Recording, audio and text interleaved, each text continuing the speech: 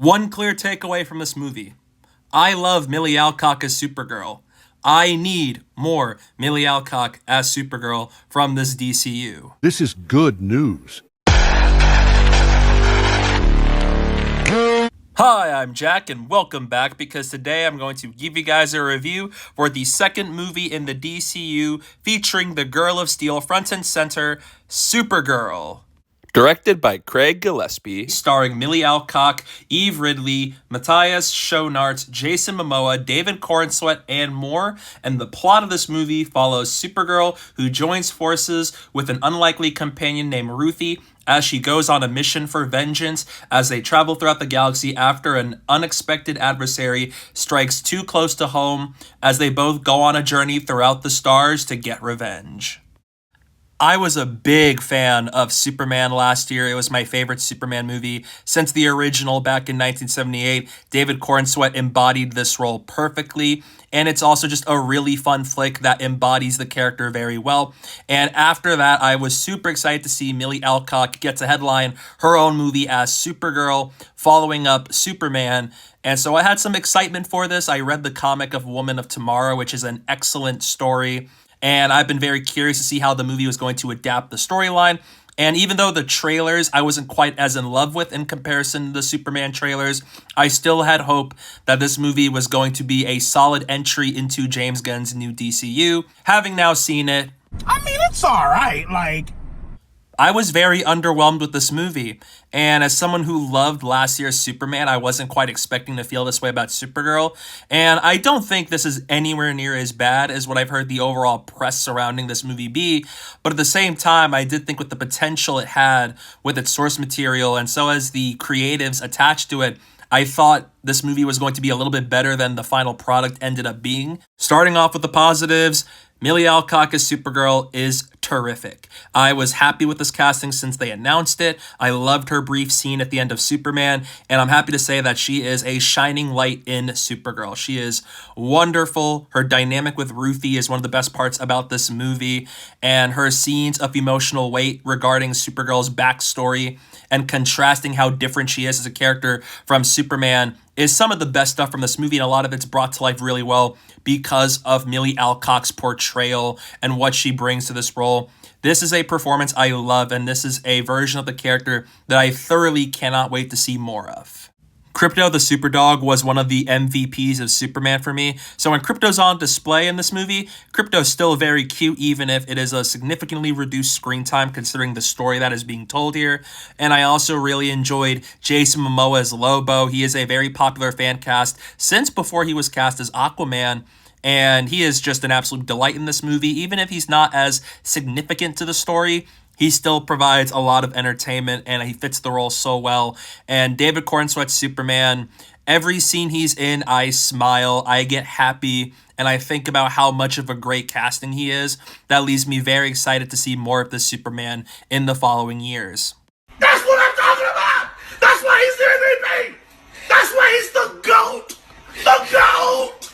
This movie has a solid enough story structure for a movie adaptation of Supergirl, Woman of Tomorrow, where it keeps a lot of the surface level beats of it, even if it omits a lot of the deeper meanings and goes about things very differently, and some changes that I don't quite love, especially one in the third act of the movie. But as a story of its own in the movie, it's fine enough as is. It's not quite as unique of a storyline, and at times can come off as a very old-fashioned revenge story that Supergirl happens to be a part of.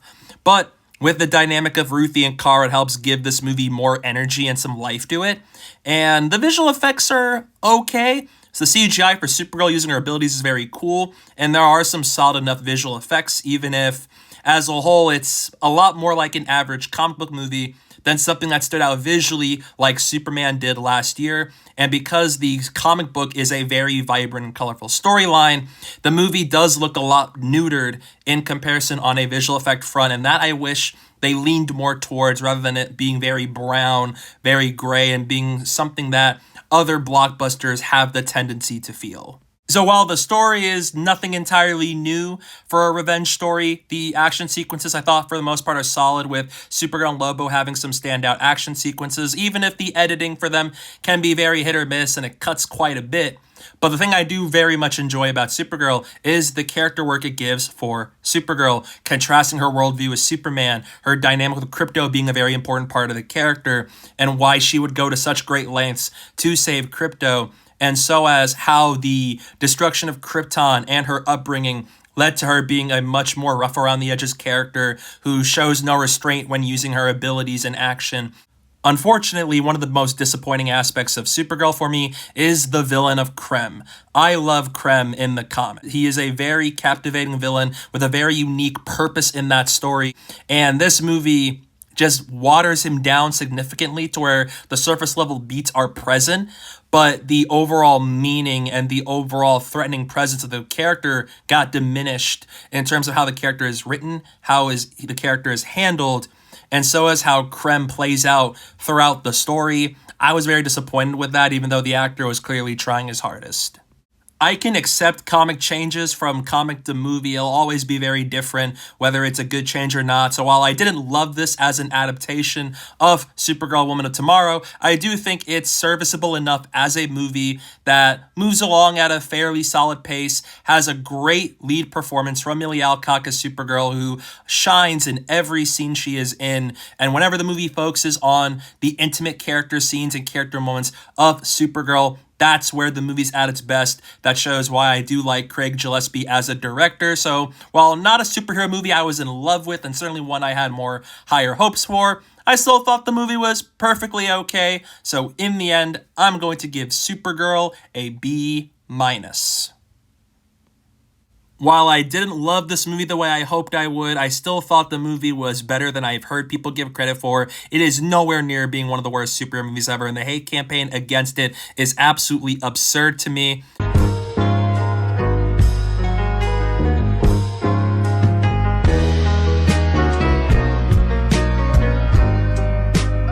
But nevertheless, I thought the movie was okay, even if I didn't love it the way I loved Superman last year. But it does certainly leave me very excited to see more of Supergirl in future movies, especially her and Superman in Man of Tomorrow next year.